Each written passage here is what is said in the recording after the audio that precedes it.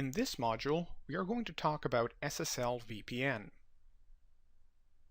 We will cover the differences with IPSec VPNs, SSL VPN Access Modes, split tunneling, and client integrity.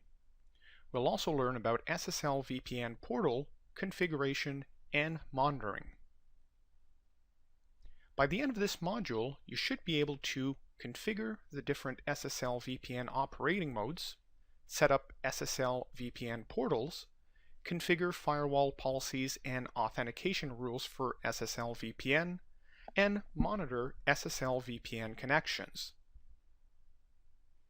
A virtual private network allows users to remotely and securely access private resources as if they were locally connected.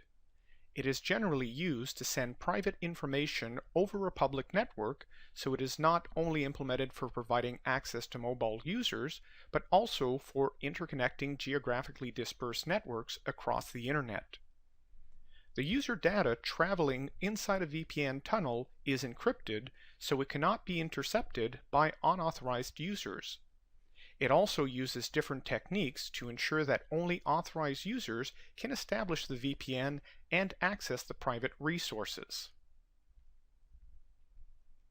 There are different types of VPNs.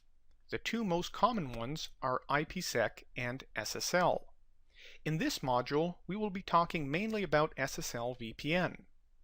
IPSec VPN is covered in a different module. SSL VPN is commonly used to secure web transactions. Clients connect to a web portal and log in. It is essentially meant to connect a PC to a private network.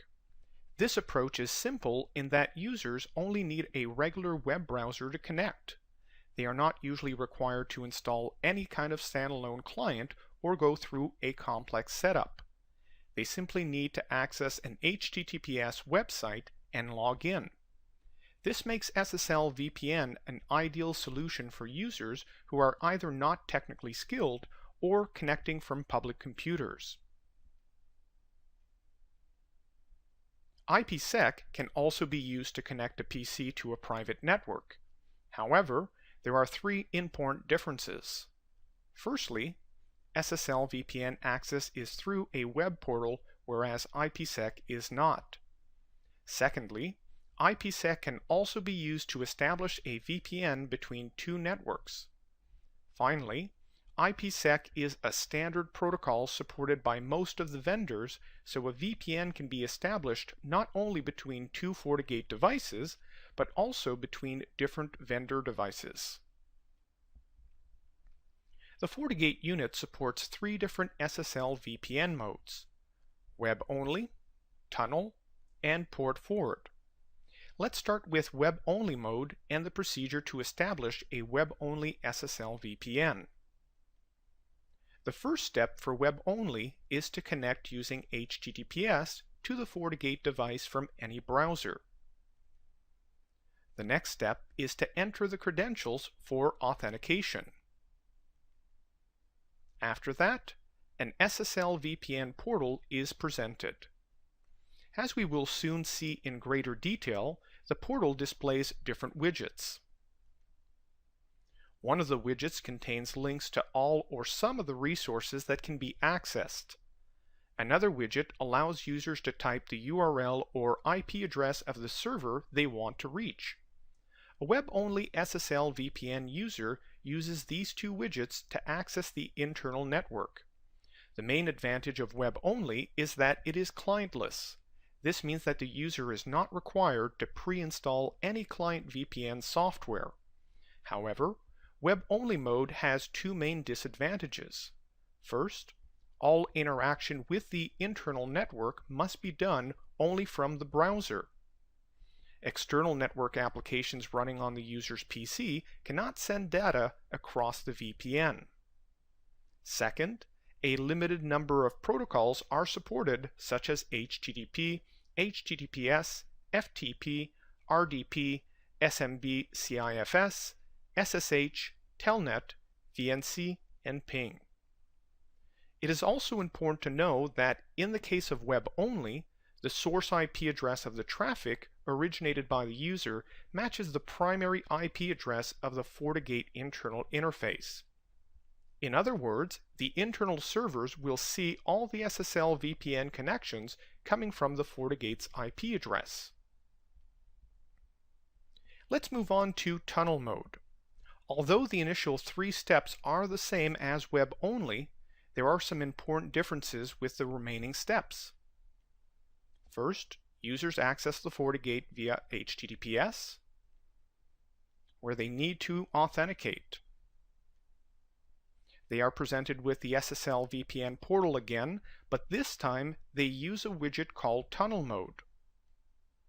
By clicking on Connect, a tunnel is established between the PC and the FortiGate device. Inside the tunnel, IP traffic is encapsulated over HTTPS and sent to the other side. The FortiGate device receives the traffic and de-encapsulates the IP packets, forwarding them to the private network as if they originated from the inside. The main advantage of tunnel mode over web-only is that once the VPN is established, any IP network application running on the client can send traffic across the tunnel. The main disadvantage is that this requires the installation of a VPN software client. If the client is not installed when the user accesses the SSL web portal, the Tunnel Mode widget offers the option to download and install it. Also, in Tunnel Mode, the FortiGate device assigns SSL VPN IP addresses to the users. They will be the source IP address of all the traffic generated by each user. Tunnel Mode can operate in 2 different ways, with and without split tunneling enabled. When split tunneling is disabled, all IP traffic generated by the client's PC, including internet traffic, is routed across the SSL tunnel. When split tunneling is enabled, only traffic destined for the private network is routed across the tunnel. So when split tunneling is disabled, the internet traffic goes to the FortiGate first, then goes out through the FortiGate device's ISP. This adds more latency and bandwidth usage. In most cases, split tunneling is enabled. However, some administrators disable split tunneling for security reasons, especially when it is required to monitor or restrict the internet access while the VPN is established. In those cases, internet traffic must cross the FortiGate device. Administrators can apply firewall policies and UTM profiles to control and monitor what users are doing on the internet while the VPN is up. We can establish a tunnel mode SSL VPN from a browser. The browser with the SSL VPN portal must remain open to keep the tunnel up. Alternatively, we can install and use FortiClient as a standalone SSL VPN client. Therefore, we do not need to use a browser. In either case, a virtual network adapter called FortiSSL is added to the user's PC when the SSL VPN client is installed. This virtual adapter will dynamically receive a virtual IP address from the FortiGate device each time a new VPN is established. All packets sent by the client use this virtual IP address as their source address. The third SSL VPN mode is called Port Forward. It uses a Java applet to extend the applications supported by the web-only mode. The applet is downloaded from the SSL VPN portal and runs locally on the client's PC. It encrypts and forwards to the VPN all the data received on local ports on the user's computer. It is an intermediate solution between web-only and tunnel modes, as it allows the use of external IP applications without the requirement of installing a VPN client. However, it still has some limitations in the amount of network applications supported. Currently, 3 types of proxies or applications are supported. Port Forward for applications that support generic port forwarding, Citrix for connections to Citrix servers, RDP Native for Microsoft Windows native RDP client over Port Forward. SSL VPN sets up a portal to your network. In order to make sure that the SSL VPN is secure, the connection is encrypted and the user is prompted for a username and password. Additional checks can be done to increase your security. Client integrity can ensure to some extent that the connecting computer is secure by checking that specific security software is installed and running. This feature only supports Microsoft Windows clients as it accesses the Windows Security Center to check if an antivirus and/or firewall software is currently running. Alternatively, the feature can also be customized to check the status of other applications by using their globally unique identifier or GUID. The GUID is a unique ID in the Windows configuration registry that identifies each Windows application. Client integrity can also check the current software and signature versions for the antivirus and firewall applications. The check is done when the VPN is establishing. If the required software is not running on the client's PC, the VPN connection attempt is rejected. Client integrity is configured per web portal and only by using CLI commands. We will see in a later slide what a web portal is and how to create them from the GUI. Let's move on to the SSL VPN configuration. There are basically 6 steps that we must go through. Regardless of the SSL VPN mode, be it web-only, tunnel, or port forward, we must always do the first 4 steps. Configure the SSL VPN General Settings, create user accounts and groups for the remote clients, create the web portals to define user access, create the firewall policy for SSL VPN authentication. Now for tunnel mode, there are 2 additional steps. Create the firewall policies from to the SSL VPN interface, add routing to ensure that packets destined to the clients are routed to the SSL VPN interface. Let's see in detail how to do these configuration steps. This is the SSL VPN General Settings screen. As with any other HTTPS website, the SSL VPN portal presents a digital certificate when users are connecting. By default, the presented certificate is self-signed, which triggers the browser to show a certificate warning. If we want to get rid of the warning, we must, first, install a digital certificate signed by a well-known certification authority. 2. Select the install certificate from this drop-down list. 3. Check that the root CA certificate is already installed in all of the user's browsers.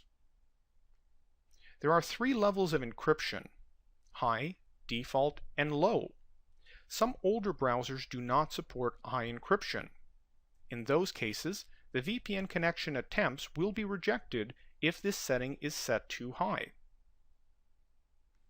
By default, an inactive SSL VPN will be disconnected after 300 seconds. This timeout can be changed from the SSL VPN General Settings screen.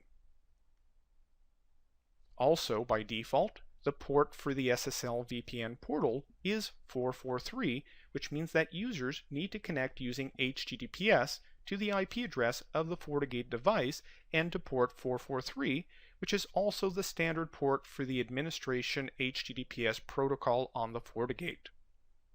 If we want to use port 443 for a different purpose, such as connecting to the FortiGate for admin purposes, we must change the SSL VPN port to a different one, such as 10443.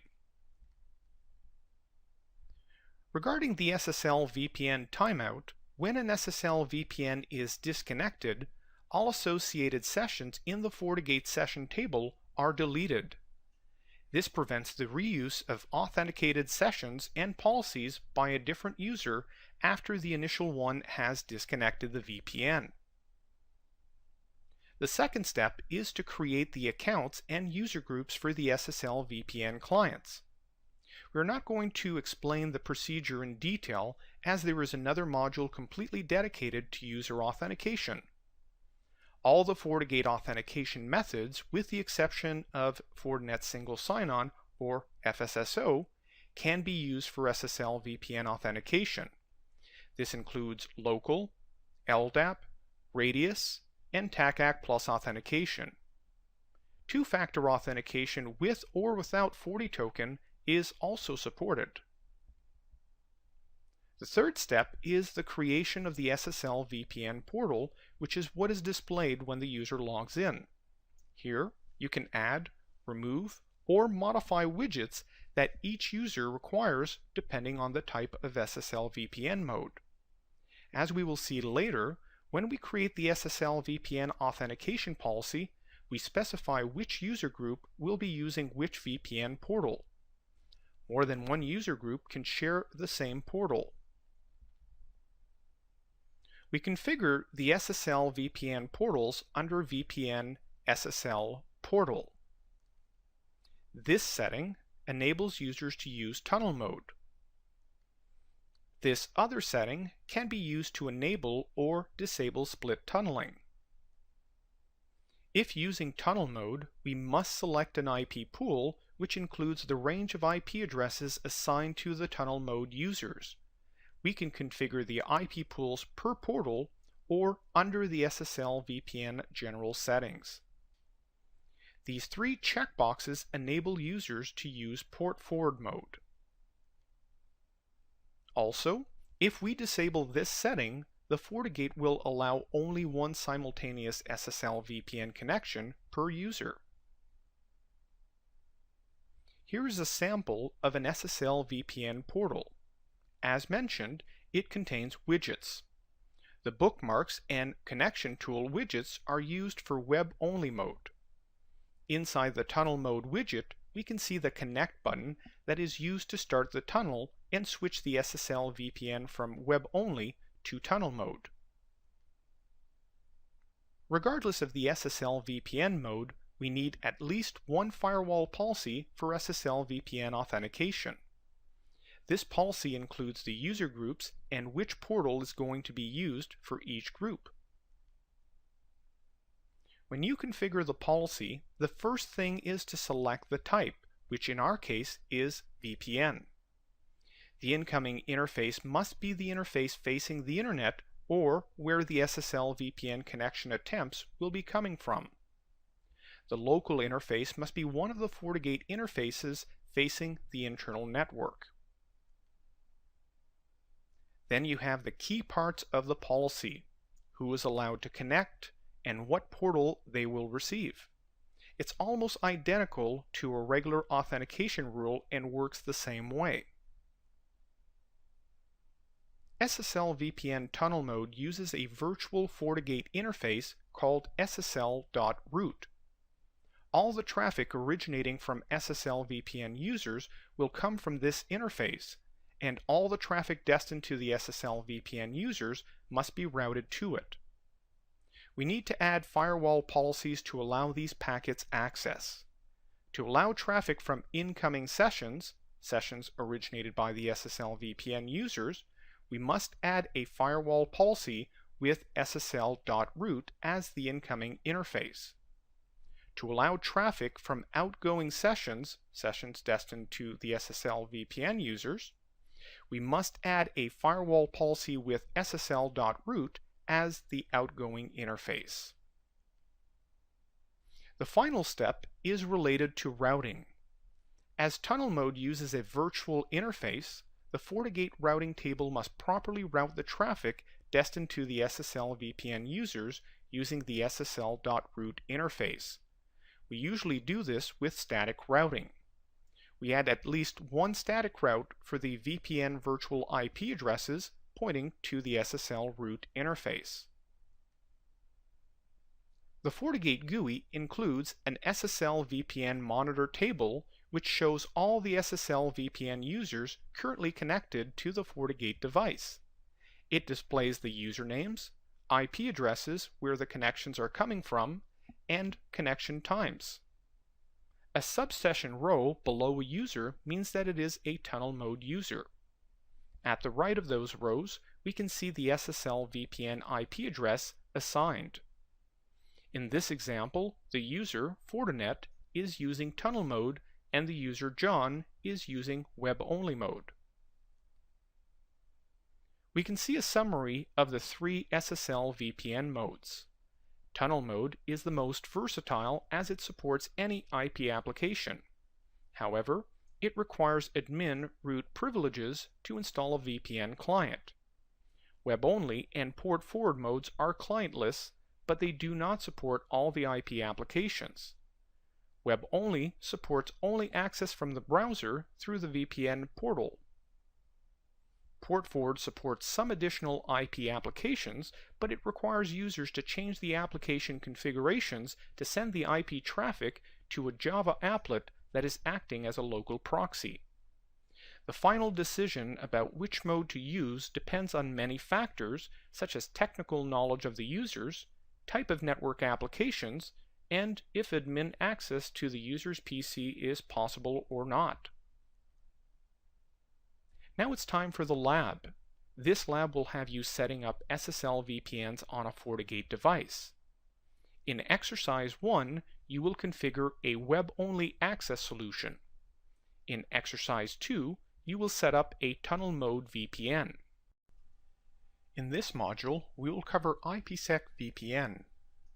IPSec VPNs are heavily used in today's IT infrastructure to extend corporate networks across the Internet. Whether you are setting up an IPSec VPN using a FortiGate unit or another vendor device, the principles and associated business requirements are usually the same. These are the topics we will cover in this module. We will present an overview of the IPSec technology, which includes Internet Key Exchange, Phase 1, Phase 2, Diffie-Hellman, and Quick Mode selectors. You will also learn about policy-based and route-based VPNs and how to use the VPN Monitor. This module is an introduction to IPSec VPNs. It is the first of two modules dedicated to this technology in the FCNSA and FCNSB curriculum. The other IPSec module, which is part of our FCNSB training, offers a more advanced analysis. By the end of this module, you should be able to identify the various components of an IPSec VPN, the IK phases and mode, and the differences between policy-based and route-based VPNs. You will also learn to configure a point-to-point VPN between the two FortiGate devices and use the IPSec VPN Monitor to check the status of each tunnel. A virtual private network allows users to remotely and securely access private resources as if they were locally connected. It is generally used to send private information over a public network, so it is not only implemented for providing access to mobile users, but also for interconnecting geographically dispersed networks across the Internet.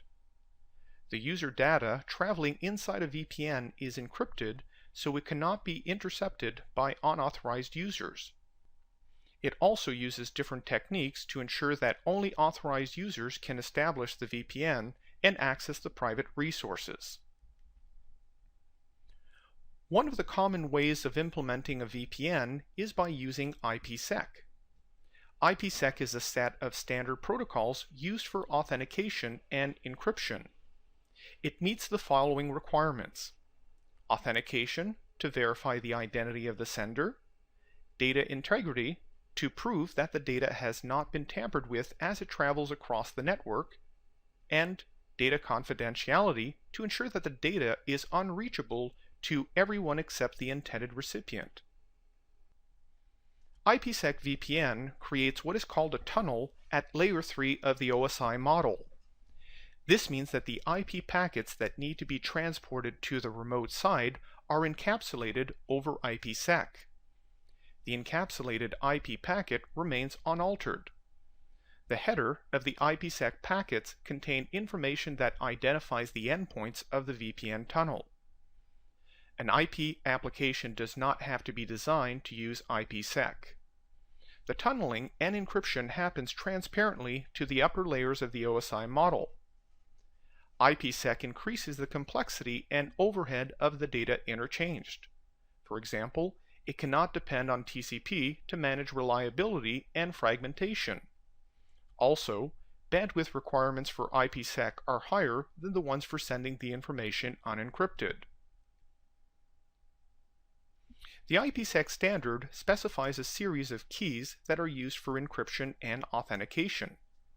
A protocol called Diffie-Hellman is used first to generate a common private key by sharing only the public keys of both ends.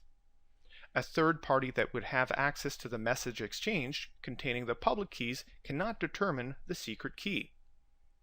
The common private key is then used to calculate additional keys, which are the ones used for symmetric encryption and authentication. The standard also specifies a mechanism called perfect forward secrecy that uses Diffie-Hellman to recalculate a new common secret key each time the Phase 2 session key expires. We will see in the next slide what Phase 1 and Phase 2 are. In order to create an IPsec tunnel, both devices must establish their security associations and secret keys, which are facilitated by the IKE protocol. The IPsec architecture uses a security association as the basis for building security functions into IPsec. A security association is simply the bundle of algorithms and parameters being used to encrypt and authenticate data traveling through the tunnel. In normal two-way traffic, this exchange is secured by a pair of SAs, one for each traffic direction. Essentially, both sides of the tunnel must agree on the security rules. If both sides cannot agree on the rules for sending data and verifying each other's identity, then the tunnel will not be established. IKE uses two distinct phases, Phase 1 and Phase 2. Phase 1 authenticates the parties involved and sets up a secure channel to enable the key exchange. Phase 2 negotiates the IPsec parameters to define the tunnel.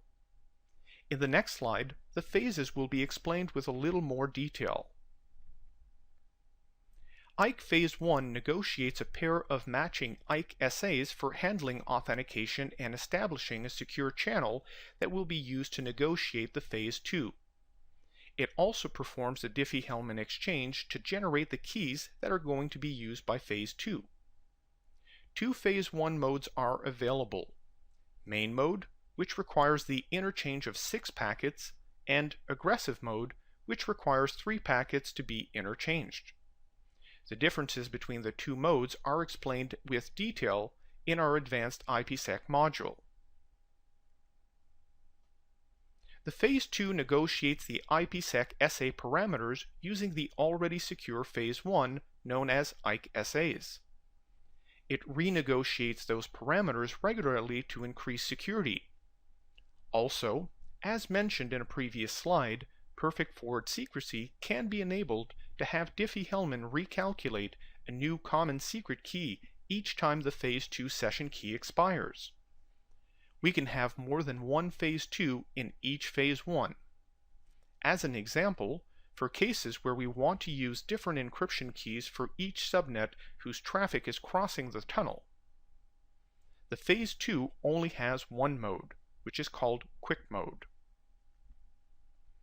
During the Phase 2 creation, we must configure a pair of settings called Quick Mode Selectors.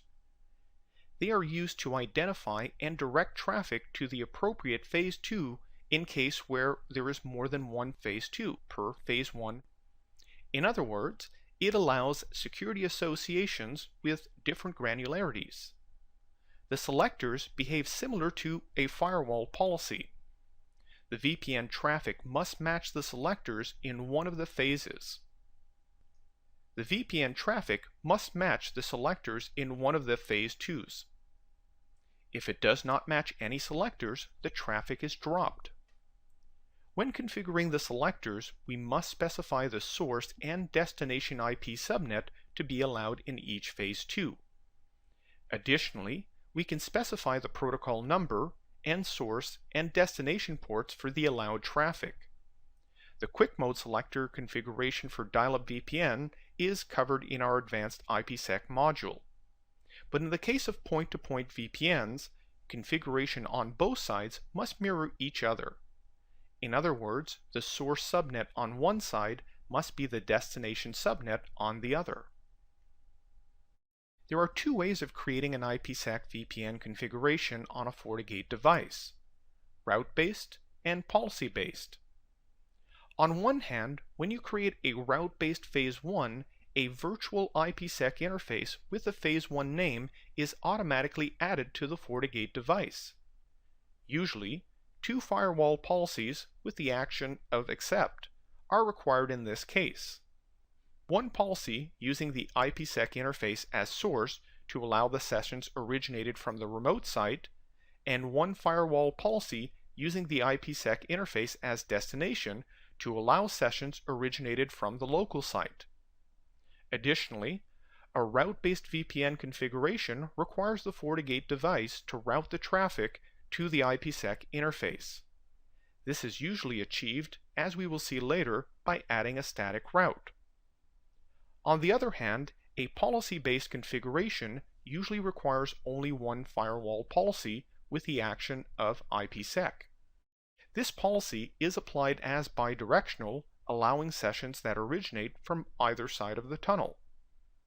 By default, policy-based VPNs cannot be created from the GUI. The CLI setting, GUI policy-based IPsec, can be used to enable the access from the GUI. It is important to mention that the configuration modes have local significance only. You do not need to configure both sides of your VPN in the same way. You can have one side of the tunnel configured as route-based and the other side as policy-based. Indeed, you can change a VPN configuration on one side from one mode to the other mode as long as the phase 1 and phase 2 settings remain the same. You do not need to do any changes on the other side. The IPsec traffic does not change. In our old documentation, route-based used to be called interface-based, and policy-based used to be called tunnel-based. So, how do we know when to use policy-based and when to use route-based? As a general rule of thumb, you should always try to use route-based, as it offers more flexibility and control. As route-based uses an IPsec interface, we can implement very complex routing scenarios, for example, as the cases where tunnel traffic is required to be routed with policy-based routing. However, policy-based VPNs must be used when the FortiGate is in transparent mode or L2TP over IPsec is required. In the cases of routing protocols and GRE over IPsec, route-based VPNs is the only option. Configuring an IPsec VPN on a FortiGate device involves at least 3 steps. One additional step is usually required when doing route-based VPNs. The first step is to create the phase 1. The second step is to create one or more phase 2s. The third step is to create the firewall policies. Finally, and only in the case of route-based VPNs, additional routing configuration is required. Let's see each step with more detail in the next slide. This is a sample of the screen where you create a phase 1. You must configure the IP address of the other FortiGate, the interface where the tunnel terminates, phase 1 mode, aggressive or main, encryption and authentication algorithms, and so on. Most of the IPsec VPNs are implemented using a pre-shared key as the authentication method. In those cases, the same pre-shared key must be manually entered on both sides. As a matter of fact, what is important to know at this point is that most of the FortiGate Phase 1 configurations must match on both sides. It is during the Phase 1 creation that we specify the type of VPN configuration, either route-based or policy-based. This is a sample of the screen where you create a Phase 2. You must specify a name for the Phase 2 and bind it to a Phase 1. You can then click on the Advanced button to open and edit additional Phase 2 settings such as the encryption and authentication algorithms, perfect forward secrecy, and the quick mode selectors. The source address in the Quick Mode selector is usually the subnet that is local to the FortiGate unit. The destination address is usually the subnet at the other end. If there are multiple local or remote subnets, we can create more than one Phase 2 or use address groups containing multiple subnets as source or destination. Alternatively, in some cases, the Quick Mode selectors are kept as 0.0.0.0/0, meaning that no traffic filtering is done at this level. All the filtering is done with firewall policies. In the case of policy-based VPNs, we must create one firewall policy of the type VPN and subtype IPSec. Then we must select the Phase 1 we have previously created in Step 1. Alternatively, we can create a new VPN from the firewall policy itself, merging Steps 1, 2, and 3 into a single step. In the case of route-based VPNs, the firewall policy is different. It must be of type firewall and subtype address. As mentioned, the name of the IPSec interface matches the name of the Phase 1, so we must use that interface name as either the source or destination interface for the policy, depending on which direction we want to apply it. In the case of route-based VPNs, additional routing configuration is needed to route the tunnel traffic to the IPSec interface. This is usually achieved by adding a static route for the remote subnet pointing to the IPSec interface. In the GUI, there is a tool to monitor the status of your IPSec VPNs. Through this monitor tool, you can see how much traffic has crossed each tunnel. You can also start and stop individual tunnels and get additional details. If the tunnel is up, there will be a green arrow appearing next to its name. If it is down or not in use, then a red arrow is displayed. The IPSec monitor is located in the VPN menu section of the GUI. Every Phase 1 will show up here, along with additional information about them. This example shows 3 different VPN tunnels: Client VPN, Home VPN, and Office VPN. The Phase 1 Office VPN shows up twice because it has 2 separate Phase 2s. The other VPNs have 1 Phase 2 each. For each Phase 2, we can see the Phase 1 name, key life, remaining time, status, and the Quick Mode selectors. Now it's time for the IPSec lab. In this exercise, you will monitor an IPSec VPN connection between 2 FortiGate units. You will also examine the differences between policy-based and route-based VPNs.